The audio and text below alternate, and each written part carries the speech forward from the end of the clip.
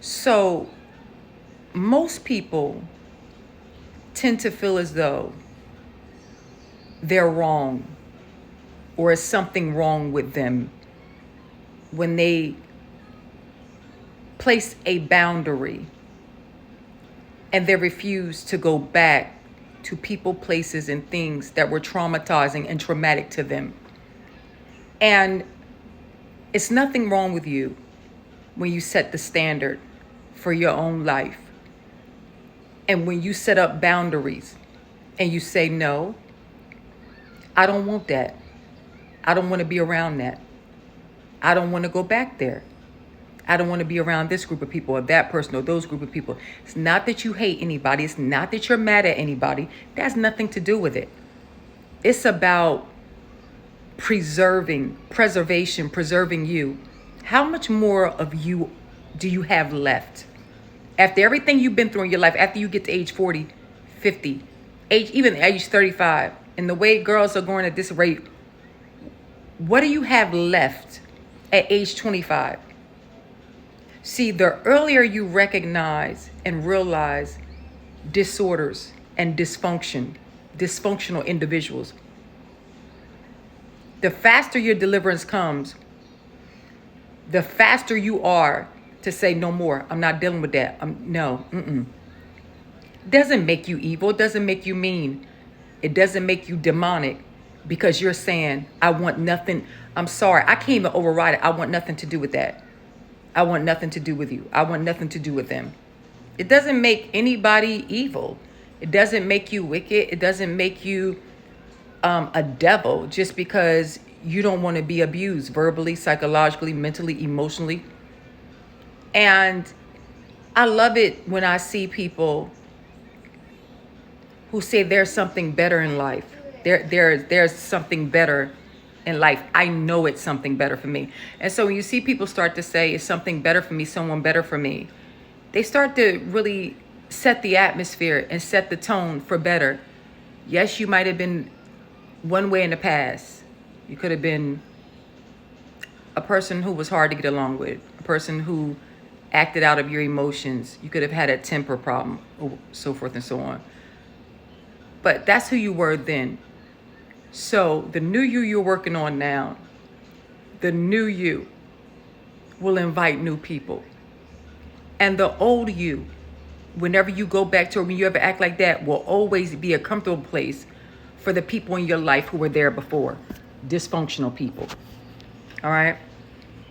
I never see, this is one of the things I recognize and I realize and I run from it.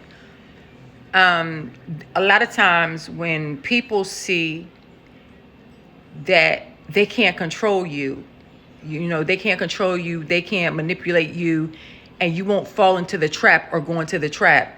When they see that you wear what you want to wear, the clothing you want to wear, you wear what you want to wear, you're expressing your freedom and your liberty, they get confused. And then they start to say, oh, something wrong. Nothing's wrong. I'm expressing myself. I'm wearing what I want to wear. I'm doing what I want to do that is best for me, myself, and I. When you get that type of mindset, people get mad. They get angry. Then that's when they be like, oh, you just crazy. Oh, you got problems. Oh, you got issues. I've seen that playbook so many times. That same play. As long as you under their control, their witchcraft, their sorcery, doing what you want them to do, applauding them, doing everything to appease them. Oh, you good. Oh, you godly. You anointed. But as soon as you say, no, that was just a visit. I wasn't there for a lifetime. No, I talked to you for a day or two or a month or two, but I didn't want to build a life with you. Then they start to think, oh, something's wrong. No, nothing's wrong. People have choices that they can make. People have decisions that they can make. And the sad part about it is too many people have made choices and decisions and they made it with temporary people. That is really, really, really the problem. Temporary people. People who are only there, I ain't even saying for a season, because a season is a minute.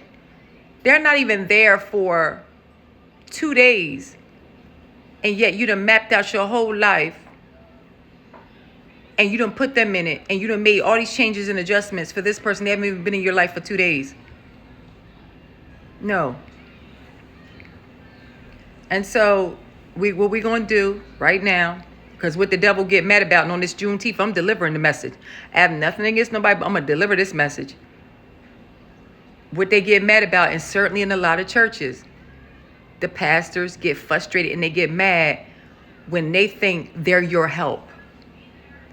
If you want to be my help, the only way you could be my help is financially. Okay? In any other way, and tell the truth as well. Being honest, being truthful, and financially. Other than that, that's the only help I need. Like many of the other women in the world.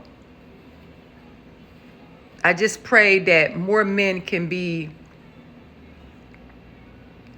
more patient, more understanding. And that's just it. All right? Nothing's wrong with you. Everything is right with you. When you can tell yourself the truth about you, when you can tell yourself the truth about your past, when you can express yourself, and when you can be you. So many people die early and they die young because they hold in all of the resentment, all of the anger, and they never say anything, and they live by other people's standards and other people's conditions and what other people want them to say. They have to live out their parents' life. They have to live out their grandparents' life. They're living out everybody else's legacy, but they never had the chance just to be happy one day for themselves. So they got a whole bunch of people telling them what they got to be, how they got to do it, how they have to say it, how they have to dress. No. That's not what life is about. God says man looks on the outer appearance, but God looks on the heart. All right? We just not going to do this. That verbal abuse. And I just want to say this. You're not held to your past. And don't allow people from your past to drag you into your past by bringing your past up. Because that's what the enemy, that's what the devil wants to do. He wants to activate and bring back the old you when God crucified that person. So let them say what they want to say. But you guard you. You protect you. And you love you. You got to look out for you. More than security, more than friends, more than family, you got to look out for you. You got to know what time to go to bed. You got to know what time to pick up a book and read and calm yourself down. You got to know what time just to relax. Fall back and relax. You don't need to be saying anything. You don't need to argue with nobody. People can see what's going on.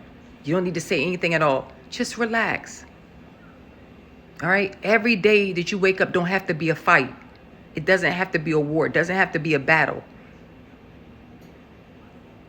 And if that's the case going on in your life outside of you, at least on the inside, have peace.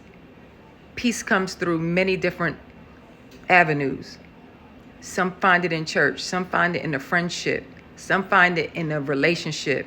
Friendship, relationship, two different things. Some people find it in doing artwork, sewing, knitting. Some people like to write. Some people like to just take and draw, you know.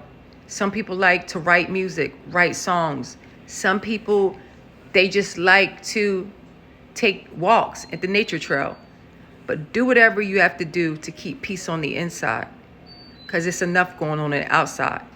And see, the devil can't get on the inside, so all he does is throw rocks on the outside, throw words on the outside, throw insults on the outside. He tried to build up all these people, all this confusion on social media, whatever, around you, your name, but have peace on the inside. Whatsoever things are lovely, whatsoever things are true, focus on them things. All right? Focus on that. I love y'all. Peace out. I am Prophetess Christine Yvette Thompson, the one and the only. Ahava Jubilee.